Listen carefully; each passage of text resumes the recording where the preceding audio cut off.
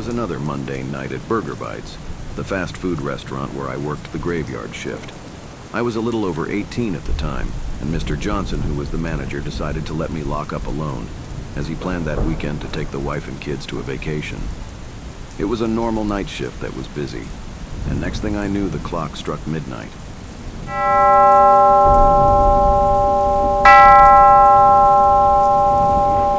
I found myself alone in the dimly lit dining area, surrounded by the aroma of greasy burgers and stale fries. After wiping the last table, I was about to head to the back and lock up. Then, the front door opened. I looked up to see a tall, hooded figure standing at the entrance. Something about their demeanor felt off, but I tried to ignore my unease, convincing myself it was just another late-night customer. The figure approached the counter with slow, deliberate steps. I could barely make out their face beneath the hood, but their eyes showed an unsettling intensity. They ordered in a raspy voice, requesting a burger and fries.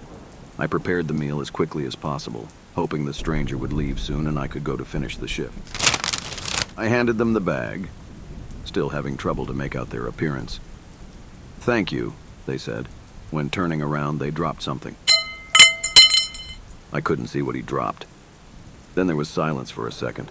In that eerie second, I could feel something intangible, an unseen presence. They picked up their item, looked right at me with what I believe is a smile, and left, disappearing into the night. The moment they were gone, a feeling of dread settled in the pit of my stomach.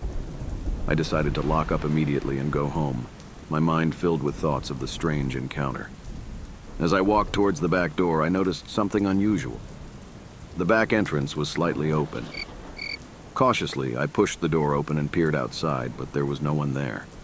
The empty alley seemed to stretch into darkness, and the dim streetlights flickered ominously. My mind played tricks on me, making shadows look like lurking figures.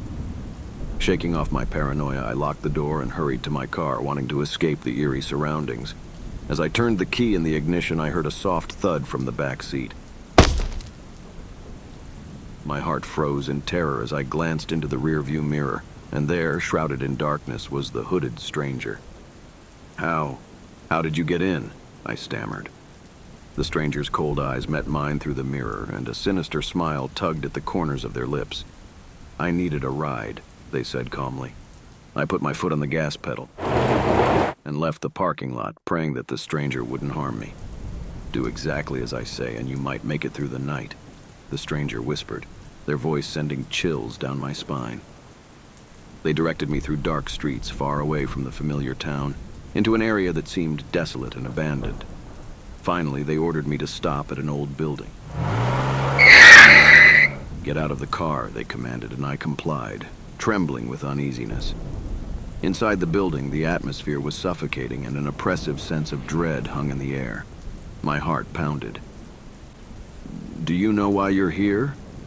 The stranger's voice was a chilling whisper, sending shivers down my spine.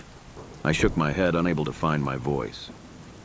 "You work at Burger Bites," he continued, his hood still obscuring his face. "A place where people indulge in their desires without a second thought. You're just another face in the crowd, easily forgotten, easily replaced. But tonight, you'll be more than that. You'll be the centerpiece of my tale." Fear consumed me as I listened to his haunting words. I was just an ordinary employee. How could I be the subject of his sinister story? He approached, his footsteps echoing through the room. I wanted to scream, to beg for mercy, but I was paralyzed by terror, pushing me to the brink of my sanity. Each moment felt like an eternity, the terror merging into a nightmarish blur. As the oppressive darkness pressed in around me, I felt a surge of adrenaline, knowing that my only chance of escape lay in seizing the moment when his attention wavered. Summoning all my strength, I lunged forward, knocking the hooded man off balance. Adrenaline fueled my escape as I struggled to break free. Desperation gave me the strength to tear them apart. I ran through the dark hallways of the building, guided by instinct alone. My heart pounded in my chest as I navigated the labyrinthine corridors, but the building seemed alive, shifting and changing its layout to confuse and disorient me. The hooded man's haunting laughter echoed in the distance.